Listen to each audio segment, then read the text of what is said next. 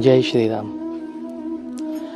हम अपनी हिंदू संस्कृति और हिंदू धर्म और अपने इतिहास को अगर देखते हैं तो कई बार हमें ये जो कहानियाँ लगती हैं ना, बड़ी इम्प्रैक्टिकल सी लगती हैं। अब देखो, विष्णु जी ने कितने सारे अवतार लिए हैं। सबसे पहले सृष्टि की शुरुआत में जब जल प्रलय आया तो मत्स्य अवतार लिया, एक मछली बन के, और जो भी जीवन के चिन्ह थे एक नाव पे, उस नाव को बचाया, उस नाव को डूबने नहीं दिया ताकि आगे जीवन संभव हो सके। उसके बाद फिर समुद्र मंथन हुआ तो कूर्म अवतार लिया, कछुआ बनकर पर्वत को अपने ऊपर रखा और समुद्र मंथन हुआ देवताओं असुरों का। अब आपको क्या लगेगा, यार समुद्र मंथन कैसे हो सकता है? इतना बड़ा समुद्र है, उसको मथने की ज़रूरत क्या पड़ी? जाके डुबकी लगा के कोई ले आता जो भी उसका गिरा था अमृत वगैरह। तो समुद्र इतना गहरा है जिसकी थाह नहीं पाई जा सकती, इसीलिए उसको मथना पड़ा कि उसके नीचे जो है वो अपने आप ऊपर आए। हैं, इसलिए कितनी इम्प्रैक्टिकल सी चीज़ लगती है ना आज के टाइम पे, हैं। इसीलिए आजकल लोग इस चीज़ों को मजाक ले लेते हैं। और फिर वराह अवतार लिया, पृथ्वी को बचाया हिरण्याक्ष से। फिर हिरण्यकश्यप का वध किया, नरसिंह अवतार लिया, और फिर राम अवतार लिया, रावण को मारा। फिर कृष्ण अवतार लिया, कंस को मारा। फिर बुद्ध अवतार लिया, शांति की स्थापना की। तो ये सब अवतार कई बार इनकी कहानियाँ देखें तो इलॉजिकल होते हैं, लेकिन इनके बारे में पता कैसे चला?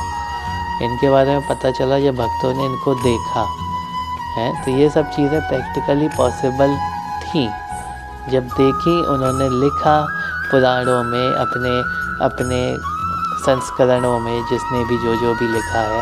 तो उसके बाद लिखते लिखते पढ़ते पढ़ते ही तो हम तक वो ज्ञान आया है। आप मान के चलो, जैसे 50 साल पहले फ़ोन का होना एक असंभव चीज़ थी, आज पॉसिबल है। अभी आपको टाइम ट्रैवल असंभव लगता है, हो सकता है 100 साल के बाद पॉसिबल हो, लेकिन ज़रूरी थोड़ी है कि आप नहीं देख पाओ तो वो चीज़ पॉसिबल ही नहीं होती है। अब हम रामायण की बात करते हैं क्योंकि हम रामायण पे ही चर्चा कर रहे हैं। तो रामायण इतनी लिखी गई है कि जैसे हमने पिछले वीडियो में कहा था कि तुलसीदास जी लिखते हैं कि नाना भांति राम अवतारा, रामायण 100 कोटि अपारा। 100 करोड़ से ज़्यादा रामायण लिखी गई। तो तब से अब तक तो वाल्मीकि जी ने रामायण लिखी, राम जी के सामने ही लिखी, उन्होंने जो जो देखा वो लिखा, राम की लाइफ कैसी थी, हैं। और वशिष्ठ रामायण एक लिखी वशिष्ठ ऋषि ने, आपको उसकी जानकारी बहुत कम लोगों को है। विश्वामित्र जी ने एक रामायण लिखी, उसके बारे में तो कोई जानता ही नहीं है। फिर वो ऐसे रामायण होते होते होते तुलसीदास जी तक आई। कालिदास ने एक रामायण लिखी है, कालिदास ने लिखा है रघुवंश, कालिदास ने रघुवंश लिखा है। तो ये रामायण कितने तरीके से, और हर किताब में या फिर जिन्होंने भी लिखा है उसने एक ही चीज़ नहीं लिखी है, सबने अपने अपने हिसाब से उसको लिखा है। आप देखो, अगर मैं आपसे कहता हूँ, आपकी तारीफ़ करता हूँ, मैं कहूँ कि आप बहुत अच्छे आदमी हो, हैं, और फिर कोई और आके आपकी तारीफ़ करे कि आप सबसे अच्छे आदमी हो, फिर कोई और आके कहे आप तो बहुत महान हो, हैं। तो तरीका वही है, सब तारीफ़ कर रहे हैं लेकिन सबके शब्द अलग हैं। तो इसीलिए लोग अलग अलग तरीके से इस चीज़ को लिखते हैं, पढ़ते हैं, सुनते समझते हैं। इसीलिए किसी भी चीज़ पे, किसी भी तर्क पे हमको अश्रद्धा नहीं करनी है। जिसने जो लिखा है वो सत्य है, क्योंकि उसकी नज़रों से वो सत्य है। ज़रूरी नहीं है आपकी नज़रों से भी वही चीज़ सत्य हो। इसीलिए तुलसीदास जी लिखते हैं, कल्प भेद हरि चरित सुहाए, भांति अनेक मुनि सन गाए, करिय ना संशय असुर आनी, सुनिय कथा सादर रति मानी।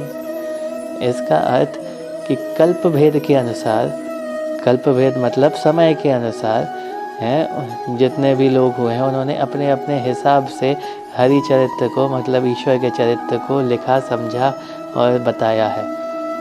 इसीलिए संशय नहीं कीजिए इस चीज़ पे कि किसी ने कुछ लिखा है तो वो सही है कि नहीं है। आपको पता है कि एक स्पेसिफिक तरीके से राम जी की लाइफ चली है तो वही सच हो, ये ज़रूरी नहीं है। जितने भक्त हैं उन्होंने जिस हिसाब से और जिस विचार के साथ भगवान को देखा है उसके लिए वही सत्य है। अब हम बात करते हैं कि भारत में रामायण क्या कैसी है, कितनी अलग अलग भाषाओं में रामायण क्या कैसी है। भारत के बाहर भी तो रामायण है, नहीं जानते? तो कुछ जिनकी मुझे जानकारी हुई है वो आपसे साझा करता हूँ। भारत के बाहर की बात करें तो नेपाल में रामायण लिखी गई है, नेपाली भाषा में। राम जी की ससुराल है नेपाल, मेरी भी ससुराल है नेपाल। तो नेपाली भाषा में लिखी गई है भानुभक्त कृत रामायण और सुंदरानंद रामायण। फिर हम आगे बढ़ते हैं, कंबोडिया में रामायण लिखी गई है। कंबोडिया में रामायण लिखी है रामकर करके, रामकर के नाम से कंबोडिया में रामायण लिखी है। उसके आगे बात करें तो तिब्बत में रामायण लिखी है, तिब्बती रामायण। फिर आगे बढ़ते हैं, तुर्किस्तान में रामायण लिखी गई है, तुर्किस्तान में खोतानी रामायण लिखी है। और आगे जाएंगे इंडोनेशिया में ककबिन रामायण लिखी है, ककबिन रामायण है। जावा में सेरत राम, बर्मा में यूतोकी राम यागन और थाईलैंड में राम कियन। और ये सारी रामायण अगर कभी आपको इनका समरी भी पढ़ने का मौका मिले ना तो आपको पता चलेगा कि ये अलग अलग तरीके से ये रामायण लिखी है। बौद्ध परंपरा में अलग रामायण लिखी है, बौद्ध परंपरा में अनामक जातक करके लिखा गया है राम जी के बारे में। जैन धर्म में रामायण लिखी गई है। तो जितने जितने लोगों ने जिस जिस हिसाब से लिखा है, किसी की कहानी भी सेम नहीं है कई बार तो है, लेकिन फिर भी सबने अपने हिसाब से लिखा है, अपनी श्रद्धा से लिखा है और राम को ईश्वर मान के ही लिखा है। तो राम ईश्वर हैं, इस पे श्रद्धा रखें। और राम कथा जो तुलसीदास जी लिखने जा रहे हैं और हम आपको सुनाने जा रहे हैं, उस पे श्रद्धा रखें। और मिलते हैं अगले वीडियो में। जय श्री राम।